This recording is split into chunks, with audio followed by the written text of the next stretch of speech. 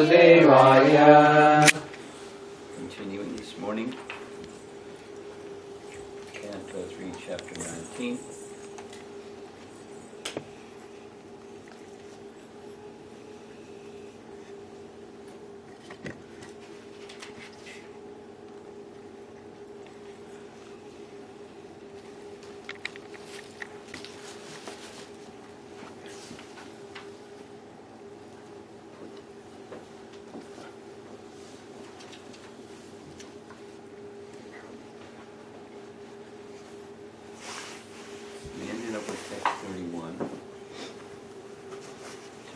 Discuss 32, 33.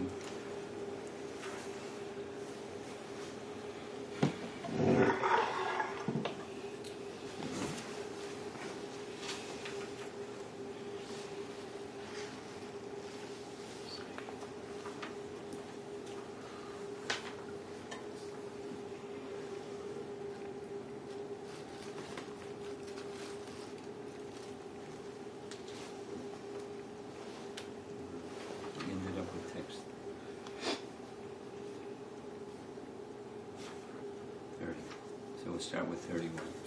Maitreya Uvacha.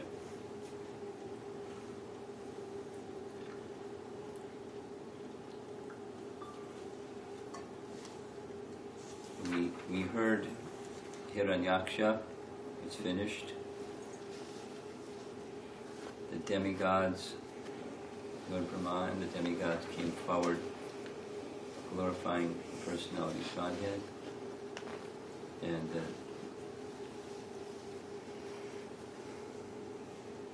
now the wrap-up. Sri Maitreya continued.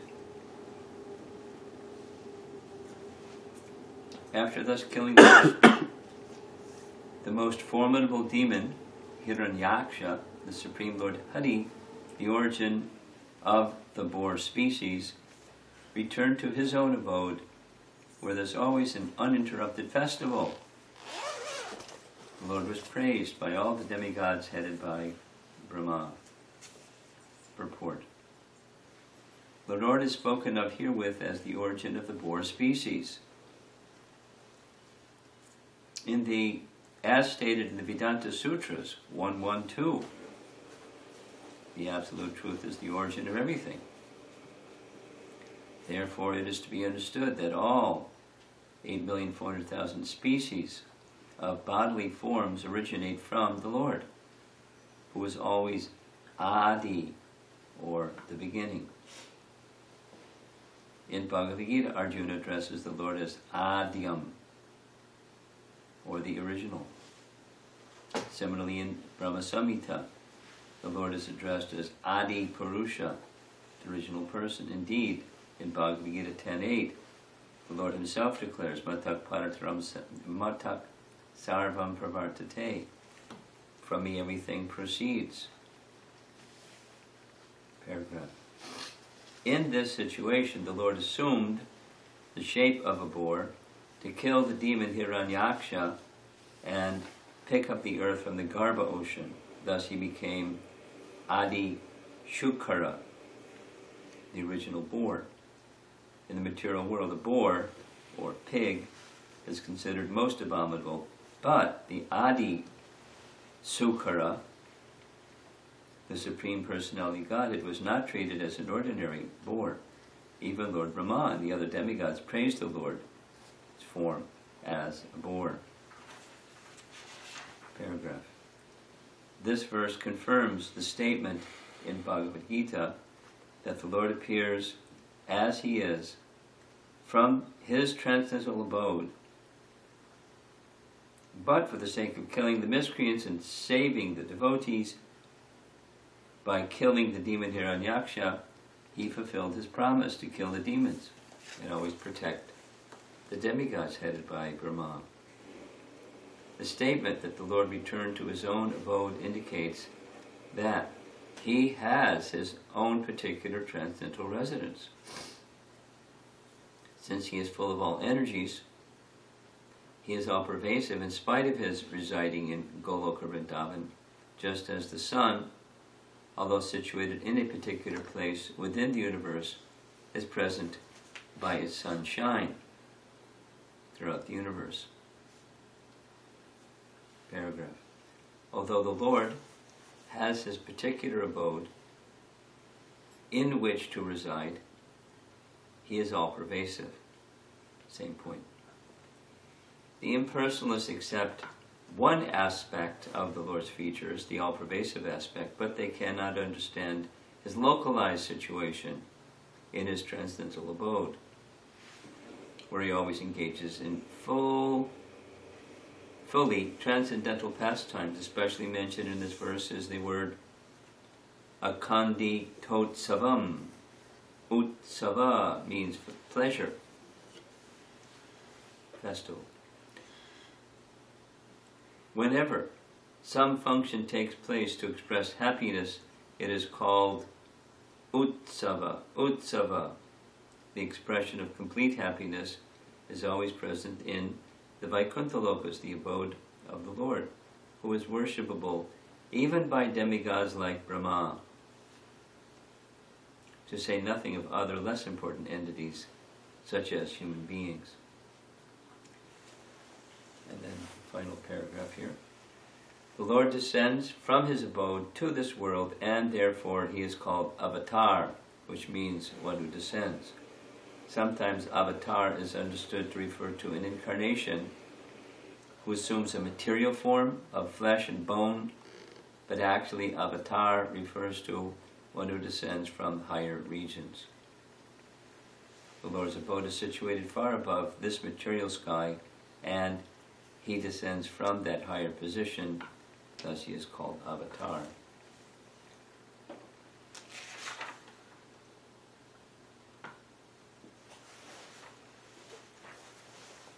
I'm going to read further. Maitreya continued. My dear Vidura, I have explained to you the personality of Godhead's coming down as the firstborn incarnation and killing in a great fight a demon of unprecedented prowess, as if he were just a plaything. This has been narrated by me as I heard it from my predecessor, spiritual master. Purport here, the sage Maitreya admits that he explained the incident of the killing of Hiranyaksha by the Supreme Personality of Godhead as a straight narration, semicolon. He did not manufacture anything or add interpretation, but explained whatever he had heard from his spiritual master. Thus he accepted as bona fide the system of parampara, or receiving the transcendental message in disciplic succession. Unless received by the bona fide process of hearing from a spiritual master, the statement of an acharya or preceptor cannot be valid. Paragraph. It is also stated here that although the demon Hiranyaksha was unlimited in prowess, he was just like a doll for the Lord. A child breaks so many dolls without real endeavor. Similarly, although a demon may be very powerful and extraordinary in the eyes of an ordinary man in the material world, to the Lord, killing such a demon is no difficulty. He can kill millions of demons as simply as a child plays with dolls and breaks them. Text 33. Sutta Goswami continued. My dear Brahmana, Kshata, or Vidura, the great devotee of the Lord, achieved transcendental bliss by hearing the narration of the pastimes of the Supreme Personality of Godhead from the authoritative source of the sage Kosharava, or Maitreya, and he was very pleased. Purport: if anyone wants to derive transcendental pleasure by hearing the pastimes of the Lord, he must hear from the authoritative source, as explained here. Maitreya heard the narration from his bona fide spiritual master, and Vidura also heard from Maitreya. One becomes an authority simply by presenting whatever he has heard from his spiritual master, and One who does not accept a bona fide spiritual master cannot be an authority. This is clearly explained here. If one wants to have transcendental pleasure, he must find in a person with authority. It is also stated in the Bhagavatam that simply by hearing from an authoritative source with the ear and the heart, one can relish the pastimes of the Lord. Otherwise, it is not possible.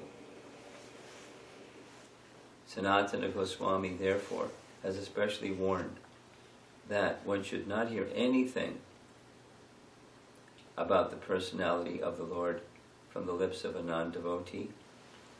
Non-devotees are considered to be like serpents. As milk is poisoned by a serpent's touch, so, although the narration of the pastimes of the Lord is as pure as milk, when administered by serpent-like non-devotees, it becomes poisonous. Not only does it have no effect in transcendental pleasure, but it is dangerous also. Lord Chaitanya Mahaprabhu has warned that no description of the pastimes of the Lord should be heard from a Mayavada or impersonalist school. He has clearly said, Mayavadi Bhasya Shunile Haya Sarvanash. If anyone hears the Mayavadi's interpretation of the pastimes of the Lord, or their interpretation of Bhagavad Gita, Srimad Bhagavatam, or any other Vedic literature, then he is doomed. Once one is associated with impersonalists, he can never understand the personal feature of the Lord and his transcendental pastimes. Paragraph. Sutta Goswami was speaking to the sages headed by Shaunaka, and therefore he addressed them in this verse as Dvija, twice born. The sages assembled in Naimisharanya, hearing Srimad Bhagavatam from Sutta Goswami, were all brahmanas, but to acquire the qualifications of a brahmana is not everything. Merely to be twice born is not perfection. Perfection is attained when one hears the pastimes and activities of the Lord from a bona fide source. And last, because it's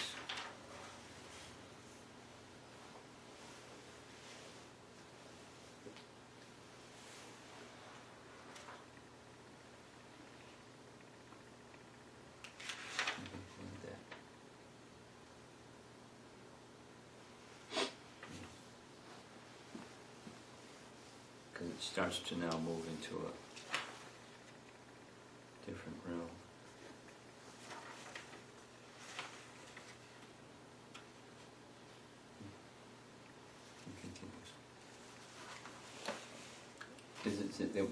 The verses are glorifying, hearing glorifications of a devotee in different forms of the Lord.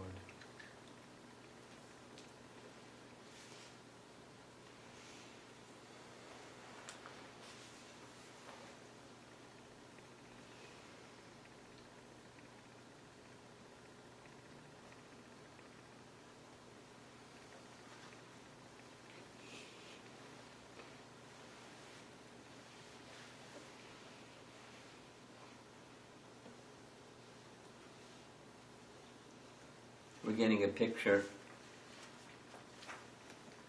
here of the nature of transcendence. Transcendence is something, like the term at Hoxha, beyond the reach of the senses, including the mind. So we can't really know, we can guess, we can use inference, the deductive process. We can deduce it must be like this, or perhaps maybe it is like this, but we can't know. So such deductive reasoning is as fallible as the person who is trying to use that tool to understand transcendence.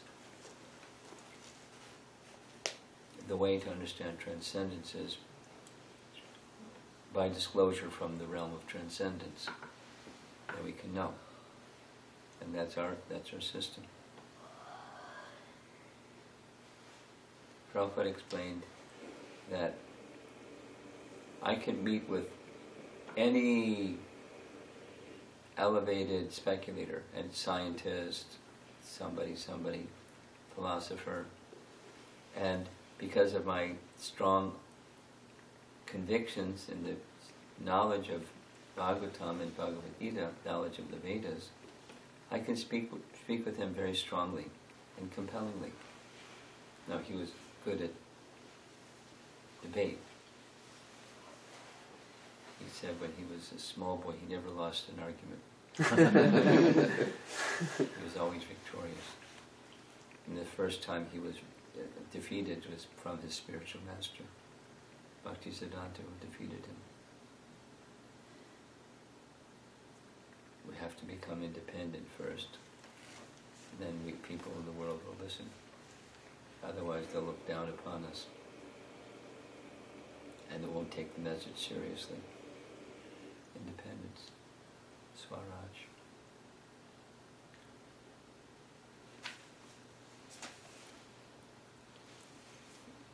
Without Prabhupada, again back to this, Prabhupada said, without knowing all the intricacies of their view, a scientist's speculative view on whatever, there's fundamental principles. Morning walk conversations was one of those favorite times that Prabhupada would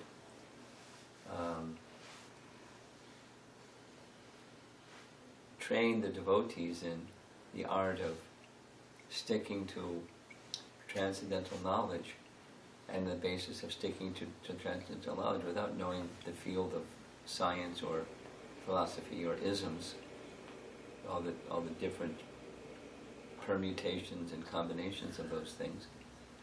Just sticking to the fundamental teachings of, just like here, there's one source of everything. So that one source of everything, how do we know? By disclosure through the Vedas. That's how we know. And the Vedas disclose the position of Krishna. And so we know. We don't have to experiment. We don't have to speculate. We can know. And we can know provided the source is authoritative source.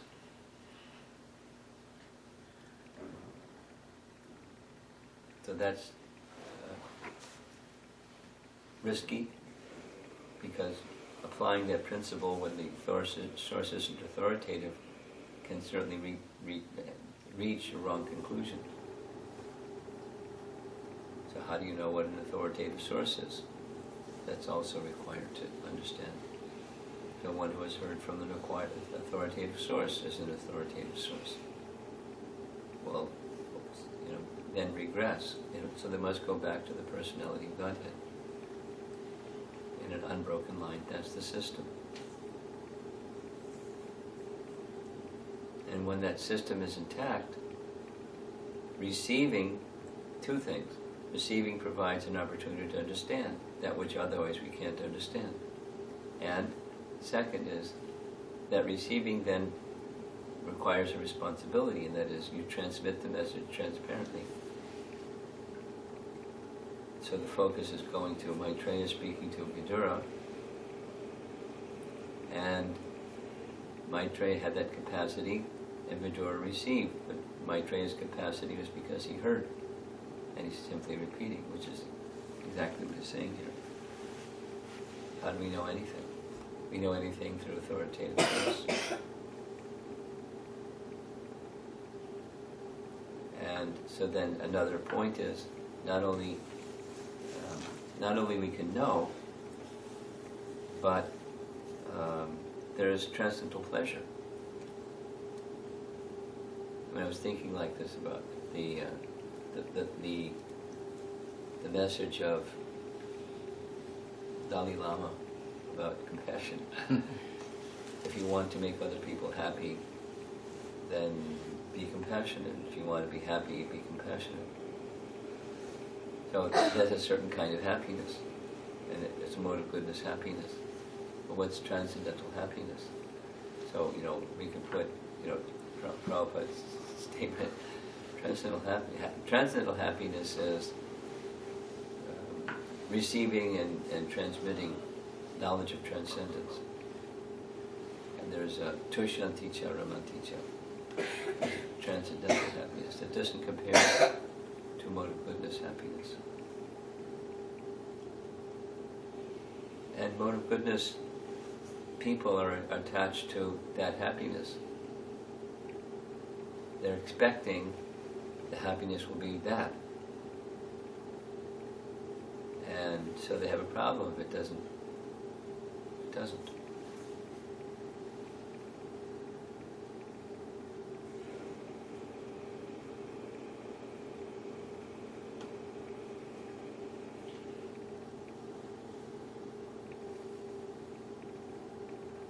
Just thinking, I'll share. I was in Shenzhen, and I was introduced to a millionaire person, lady, who wanted to meet because her friend was a devotee, and her friend, devotee, had a teacher, and Chinese culture, teachers are revered, and so she wanted to meet me. And I asked her, why do you want to meet me? And she was very clear about what she wanted to meet. I find happiness by, I don't know the word that she used, but being charitable and giving. So she works hard to earn the money because she derives happiness by being charitable with the money that she has. And so you're a guru, maybe you can teach me how I can be, her words were, connect with that higher intelligence, because it's sometimes just higher intelligence comes and tells me how to do something, and then, so I know there's this higher intelligence, and maybe you can help me connect with that so that I can be more successful in my enterprise, so that I can be more charitable, so I can find more happiness.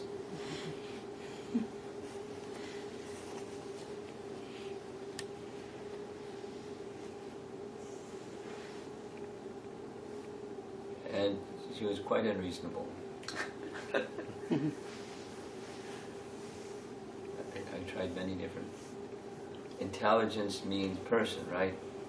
And then, after a while, just this cold stare. Don't give me this person thing.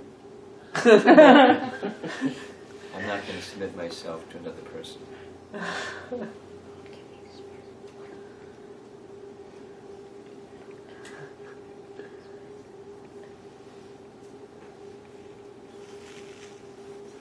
Many with this higher intelligence, there's compassion in the higher intelligence. You're experiencing happiness, giving to others. What's the happiness of that source? So just leave the word person out. It's just like are you a mother? Yes. Do you have a son or a daughter? Daughter. So when you do things for your daughter, you feel happiness, right? And your daughter feels happiness receiving. But isn't it something you would want your daughter, not just when she gets something to smile and feel happy, but to feel gratitude? So what about you? The gratitude for receiving, not just get something so you can use that something, but the sense of gratitude. She couldn't really follow. Because it points to when kind of an atheistic happiness, riding a wave of the happiness of being charitable, and I want to be more successful so I can be more charitable, I can get there more happiness. God's out of the picture.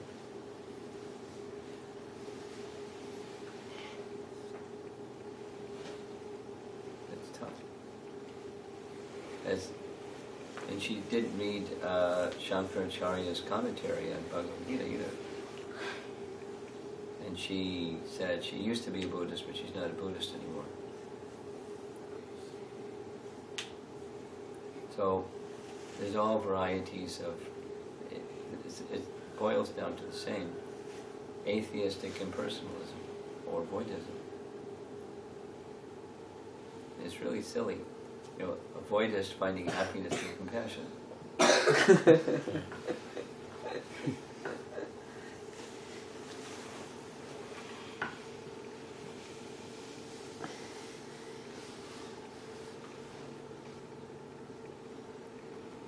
Emphasis in this section on hearing, and hearing from the right source, hearing in a qualitative way from the right source.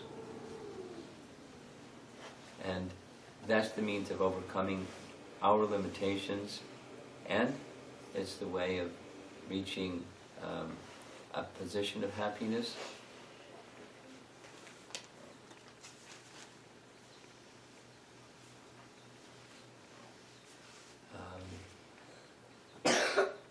And in hearing, another important point is hearing from that transcendental source, then we can break this model, that mental model, that places God in the position that's limited like us.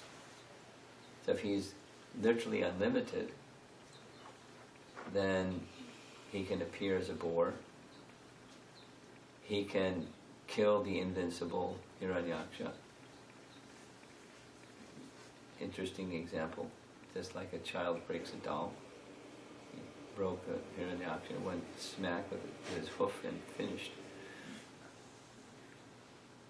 And because he's the origin of everything, he's the origin of bores. But that bore is not the material form. It's the origin of everything. It's part of the origin of everything, because everything is everything. So the unlimitedness of the source of everything, we won't be able to accept it without the Absolute has unlimited potency.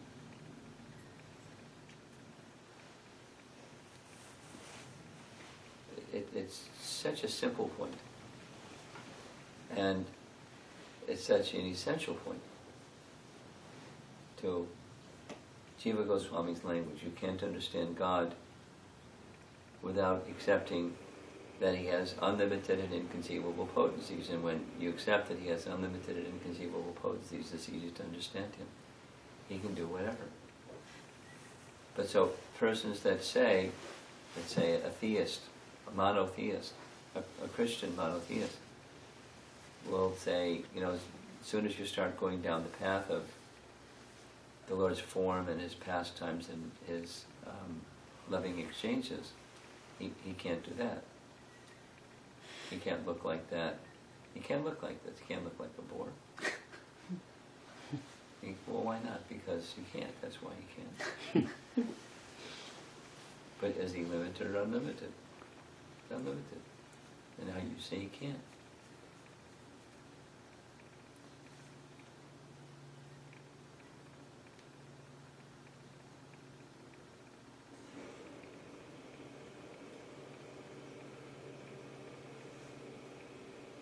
Then if that which is unlimited, then you ascribe form, then you're limiting him, because now we've got this form, and that's limited. But it's not a form that's limited. There's such a thing as form that's not limited, because it's not material.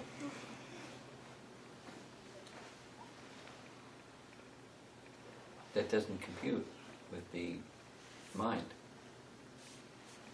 because anything with form, it's prescribing or circumscribing its dimensions by that form.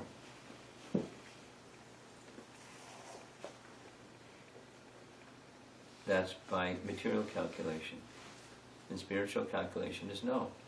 Form that's unlimited. Potencies are unlimited. So, from the spiritual world, he assumed this Lord Varaha form, and after completing, he returned to the spiritual world, leaving the demigods protected and satisfied and happy, giving Maitreya subject matter to discuss with Vidura, so they can both become happy. Tushanticha Ramanticha. giving us the opportunity to hear these pastimes so many ages later by the same method.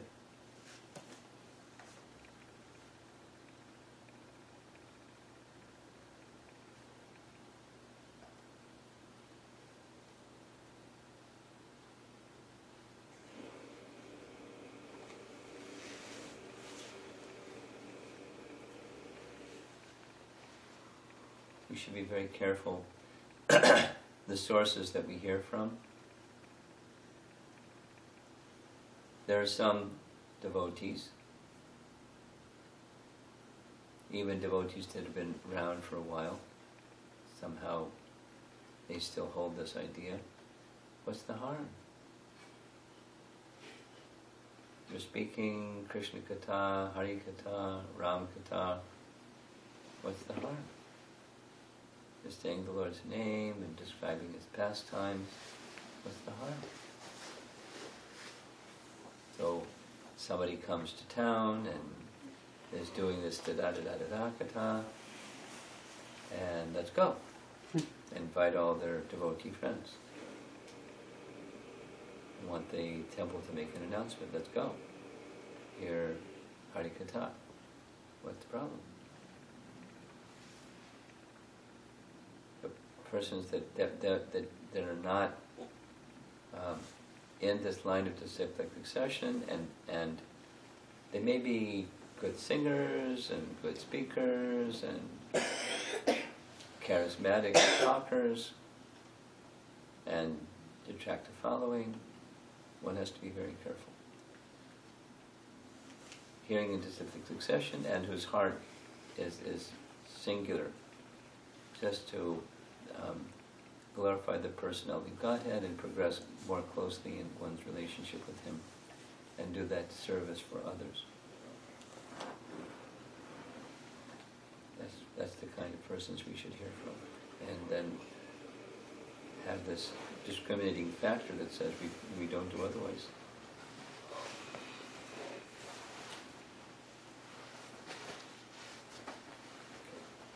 Any discussion? Good. Hare Krishna Guru Maharaj.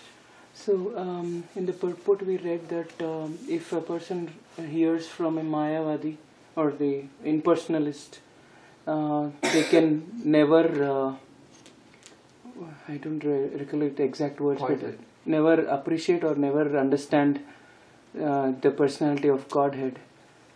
So my question was, is it that even if that person gets an association with devotees, still they won't be able to understand ever, or?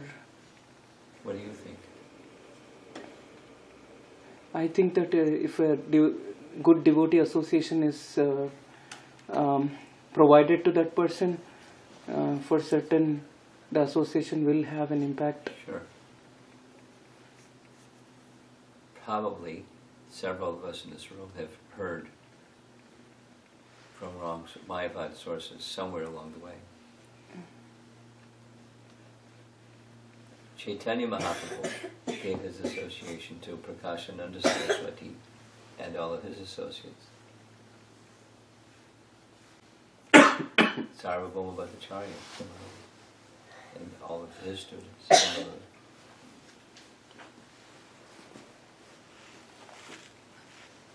Oh, confirmed. Thank you. It's not about this, but is there like an ocean, like the Garbhodakshaya ocean in the spiritual world? No.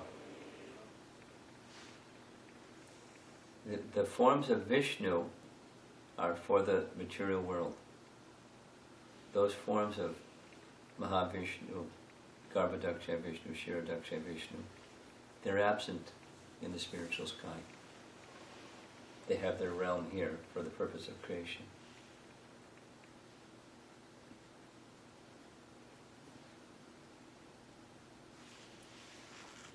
I have two questions, two different directions actually.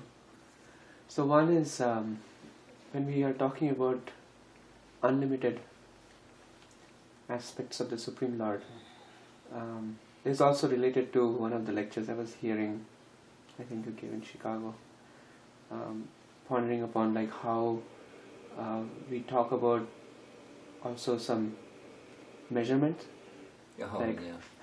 Okay. And then you emphasized on the point that those dimensions and quantitative figures are given just so that we get an idea or Yes. get a sense. Yes. So that means like when it is stated that 1/10,000th the tip of a hair, it could have very well said 100,000th the tip of a hair. It wouldn't matter because it's a spiritual dimension. Is that proper understanding? That specific figure doesn't have much relevance.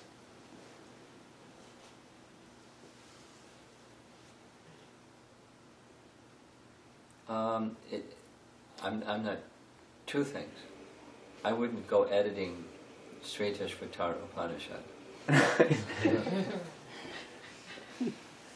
Which is not what you're saying, you're just asking a directional kind of question.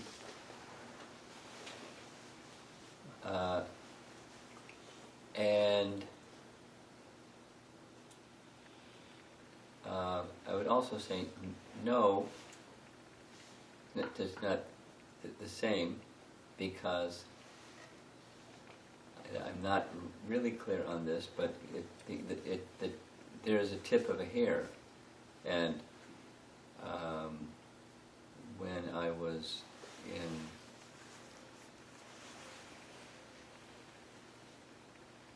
where was it? It was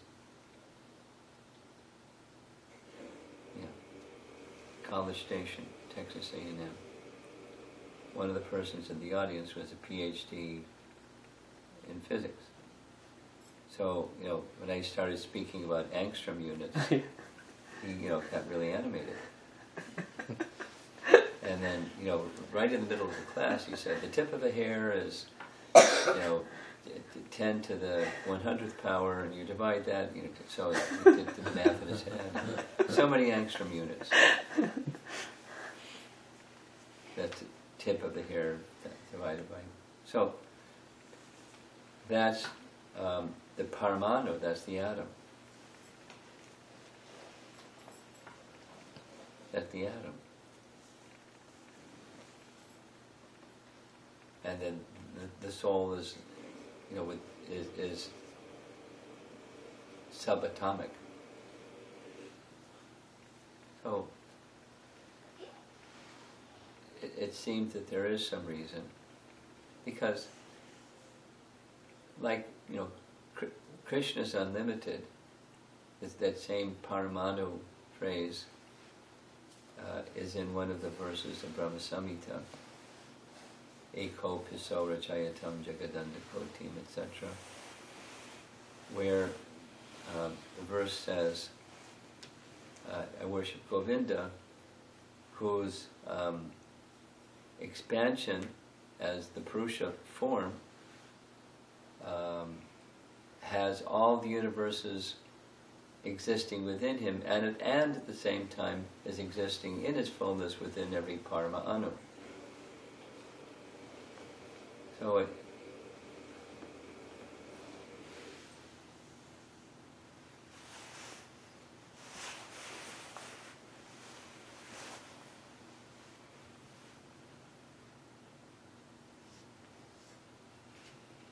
go back to the question.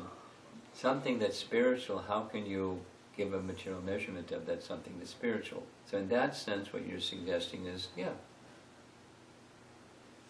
and for purposes of getting this picture, that because the Parama Anu is the smallest division of matter, although within an atom there's particles within the atom, but they make up an atom, so that's the smallest division of matter in that sense.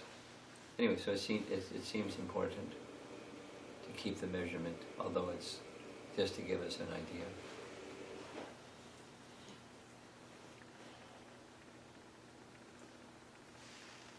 Thank you. The second question is about hearing. I have seen that So right now our ISKCON society is very diverse, Mm. and with so many wonderful speakers, and I would say they themselves have also so many strengths and emphasis that they place in their own speech. I have seen that the devotees get attracted when they find that there are certain speakers who are going beyond the boundaries of Srila Prabhupada's books, particularly bringing in their past knowledge of Sri Vaishnava Sampradaya and trying to give commentaries on long commentaries on Ramayana and get into those spheres, and because they don't get to access those materials within Srila Prabhupada's books, so naturally they feel, oh, there's a big chunk of information for me, and it's also the speaker is very nice, so they get naturally attracted. And what happens is that for that devotee, especially like in the beginning stage, because they have not strongly grounded in Srila Prabhupada's books, they keep like going in those directions and never get that focus back in Srila Prabhupada's books. I'm just sharing something like based on my observation. So would it make sense to kind of share that, okay, first let's build a foundation in Srila Prabhupada's books instead of like playing too much into all these different areas which are not particularly coming from our disciplic succession, although it's bona fide, but it's more important to be first fixed in Srila Prabhupada's books. I'm just clarifying, what should be the...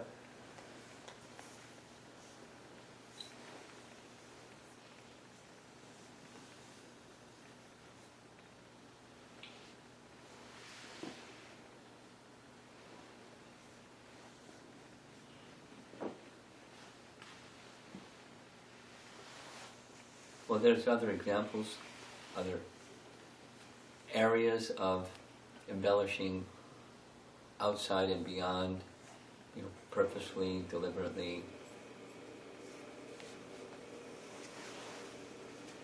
for the wrong reasons.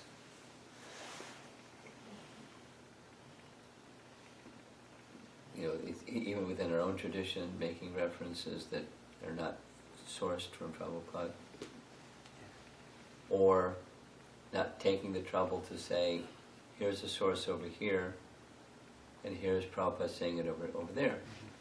So it is grounded.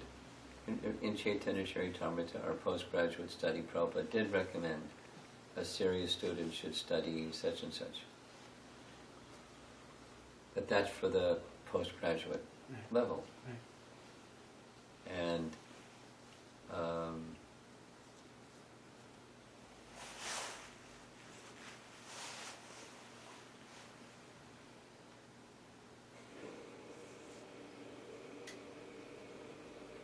I agree with your analysis, but what your question is what to do about it, or So could we move in this direction instead of that direction?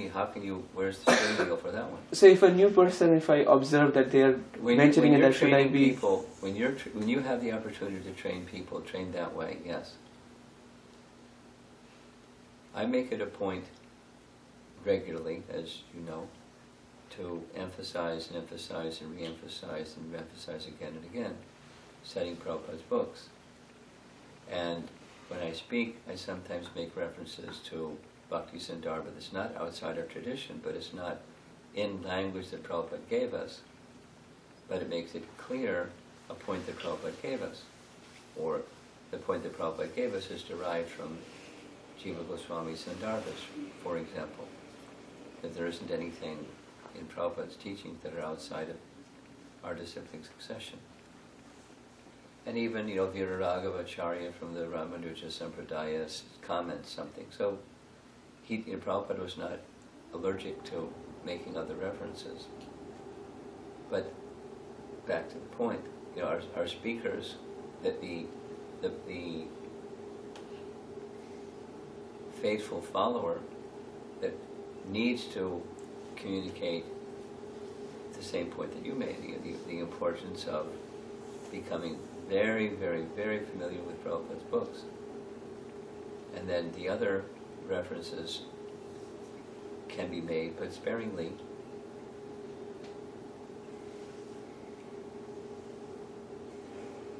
And making sure that those other references circle back around and reaffirm, faith in our founder Acharya's writings and teachings. That's the root. Otherwise, over a period of time, things will dissipate, and that's almost for certain, because history repeats itself. It's almost for certain going to happen. Splinter groups, and some want to go over there.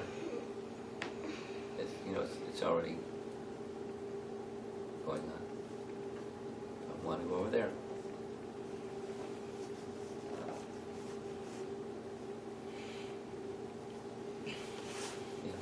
Hare Krishna Maharaj. I have two questions. One is about hearing from the authorized sources. I have quite a few experience, especially in family ceremonies and functions where the family priest, especially is coming from the Shiva Vaishnava Sampradaya. They talk about a lot of things, and it is totally like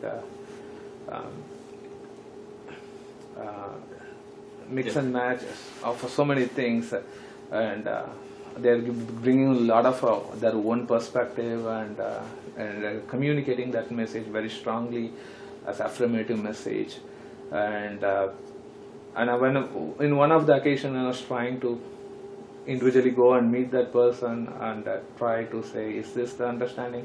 And then when I had a little discussion on this, like it gets like an offended or the host, or it's a very immediate family, and they are getting like, oh, why are you trying to correct or something like that sort of a situation. How should I deal when somebody is talking, in the immediate family situations? Depends. Depends on the relationship. Or is it okay to just, okay, what are you talking? Okay, you're good, and I'm not buying it. Yeah. You're there for social reasons anyways.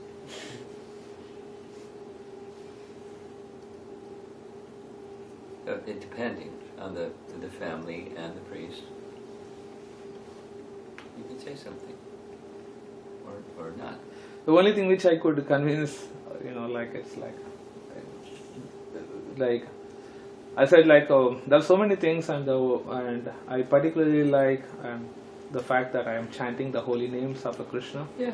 And this is my capacity, and this is what I could do it, and the other things what you are doing is all fine, but I am not in a position to accept, to do all those things. So I just want to stick with this, and So that's the only thing he said. Okay, that's good for you, and I could escape from this situation.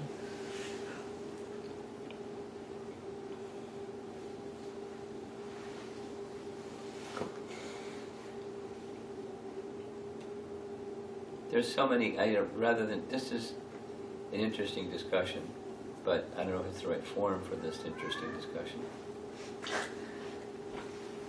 And, what the options are of how you can deal with situations like this. There are many, it depends on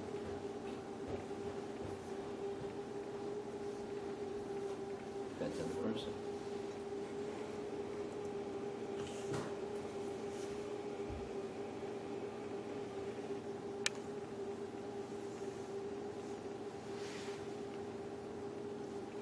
If you, here's one thought, just out of the 10,000 possibilities, here's one.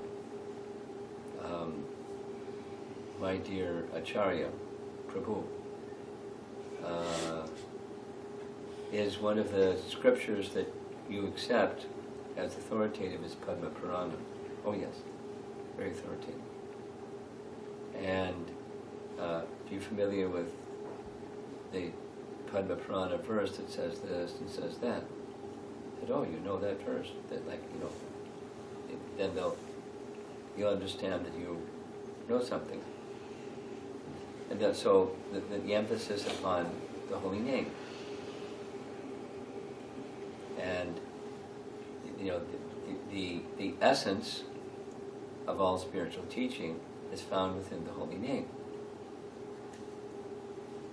And so, not like putting the other person down, but say, in the tradition that I'm living according to, there's this strong emphasis on the holy name. And in this age, persons are not so qualified for we can become qualified to access other things through this porthole or this medium. And so I have great faith in the holy name.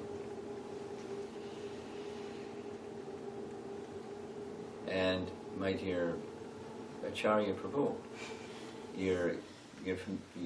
Padma Purana is an authoritative source, correct? Yes.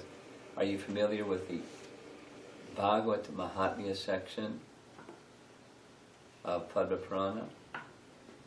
And are you aware that Padma Purana glorifies and glorifies and glorifies? Whole big section, the Bhagavad Purana. So the primary source in the tradition that I'm involved is the Bhagavad Purana. So the combination of these two, the Bhagavad Purana and this importance of the holy name, that's where my faith goes. You're not judging the person or putting him down. You're not arguing a point or something else. It depends on the person and the family. So you may want to take issue to something. I mean, I was in a situation, I did it privately, where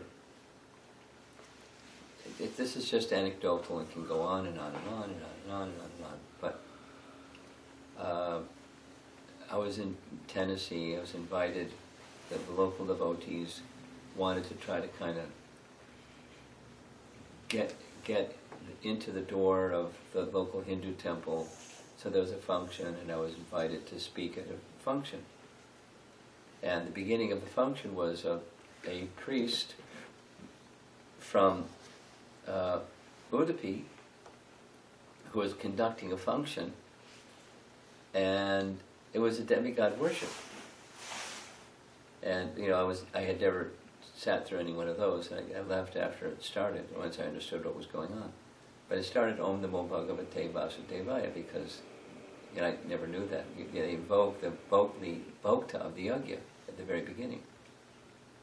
And then on and on and on, Ganesh, and this one, that one, that one, and so on.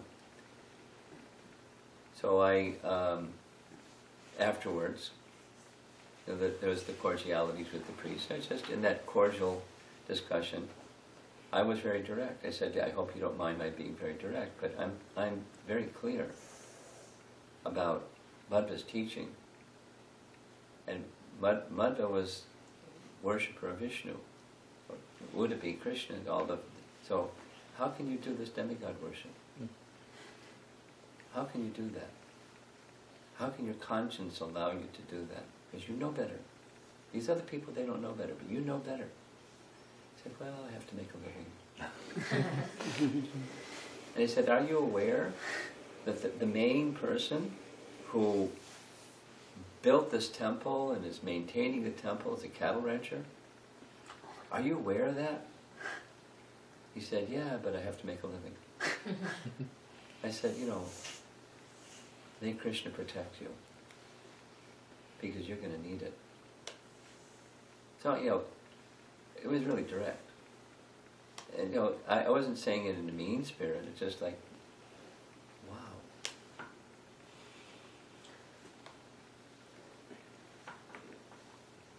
I never saw the person again. I don't know how it impacted him.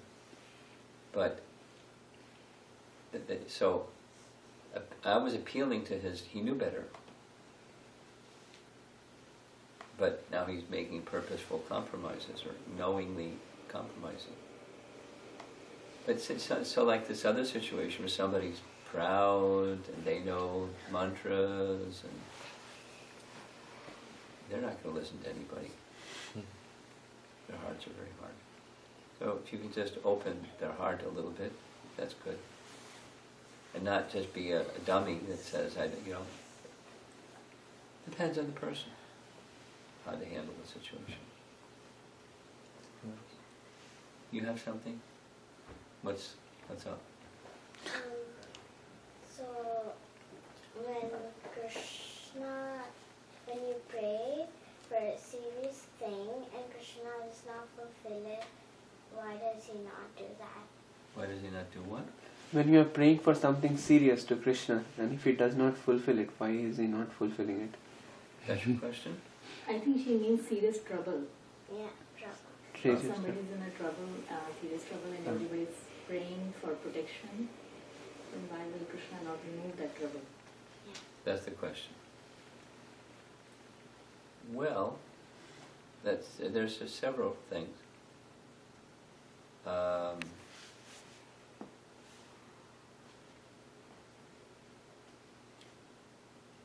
There may be many things. There may be a higher purpose behind the trouble that we don't know about, but Krishna knows about.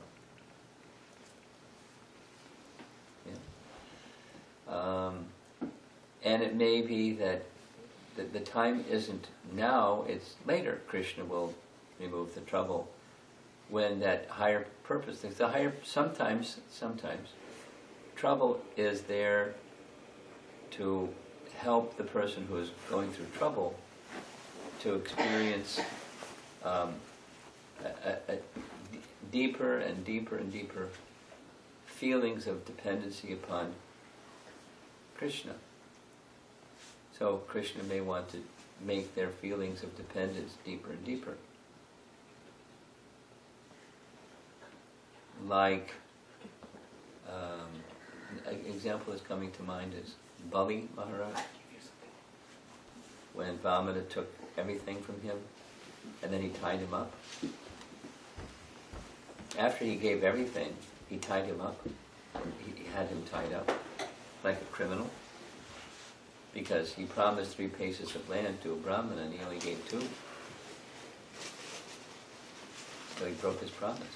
The king broke his promise, tied him up. And there was this commotion going on, people saying, that's not right, and some people said it was right. And then Vamana spoke and said, I just wanted to show how exalted is Bali Maharaj, that even there was appeal to release him from some difficulty, and it didn't happen. He remained faithful. He didn't become disturbed. Just see how exalted is his devotion. So not only he'll be released, but I'll grant him a kingdom even better than the kingdom that he gave. And I'll personally be his gatekeeper to keep bad people out. I'll stand at his gate and protect the kingdom of Bali Maharaj. So, it may not happen right away. And although people are saying, help, help, help. It can be, that there are different circumstances, but it can be to increase one's feelings of dependence. Then another kind of difficulty has directly something to do with people that are heavily involved in karma. Here's an example that Prabhupada gave us. Did you know that Bhaktisiddhanta had one German disciple? Didn't know that? There was a German professor that heard about Bhaktisiddhanta, so he went all the way to India to meet him. And he eventually became his disciple. And Prabhupada was also a disciple of Bhaktisiddhanta. They had conversation. So this German professor told Prabhupada, during World War II, the Germans were praying to God, oh, we have this difficulty. Please remove the difficulty. And then the other side, they were praying to God, oh, we have this difficulty. Please remove this difficulty.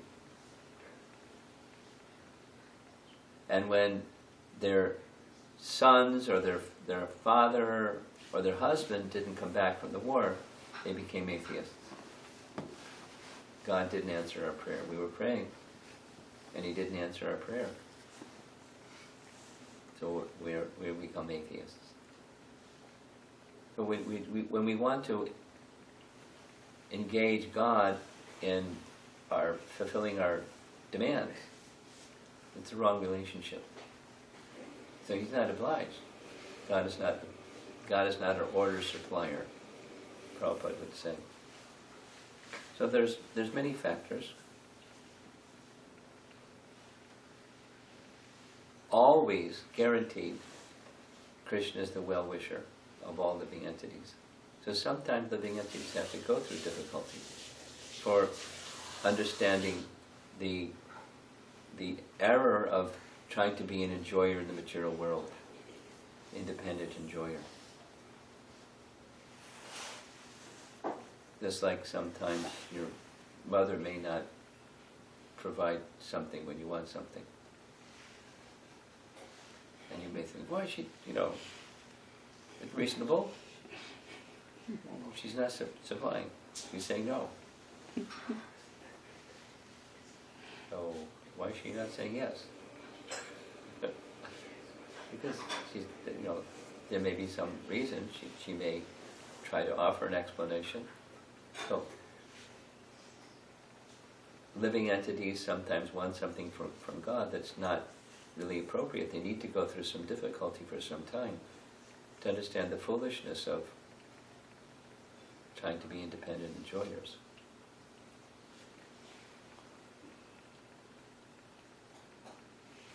So there can be many reasons why.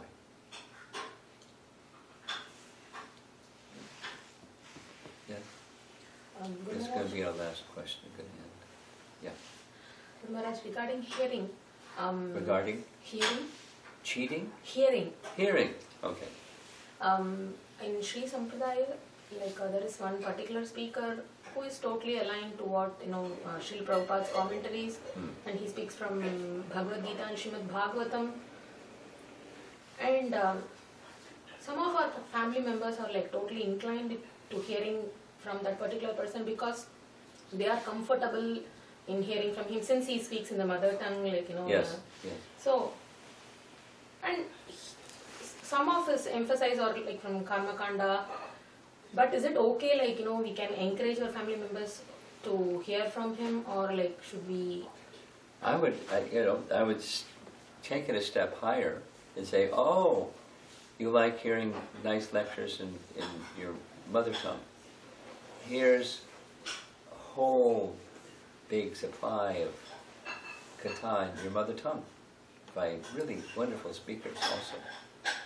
I mean, that would be preferred. There must be, I don't know the names of persons that speak in Tamil, I would assume, right? Mm-hmm. So I would assume there's Tamil speakers that speak very, very elegantly and elevatedly, and just invite them, why don't you try this? I've done that with more with Telugu speaking people. So you mean from ISKCON? Yeah. Okay. Yeah. I'm sure. I mean, I don't know names right off the top. Okay. But, one very simple possibility is write to Bhanu Swami and say, I could write to Bhanu Swami and say, can you recommend somebody with a Tamil-speaking Bhagavad Gita person? Because there's some families that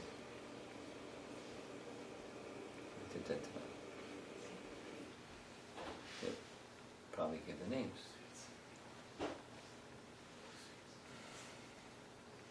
That would be preferred.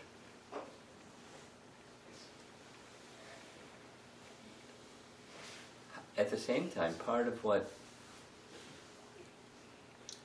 the influence of our founder Acharya is, he has influenced people who are Christian ministers, and they speak Bhagavad Gita's message without calling it Bhagavad Gita's message, because they've appreciated through their association with ISKCON Prabhupada and Prabhupada's message. I could give examples, but Bhakti Tirtha Swami had initiated a disciple who was a Christian priest. He just speak, Prabhupada's message from the pulpit. And in his home he'd chant 16 rounds. And then speak. So,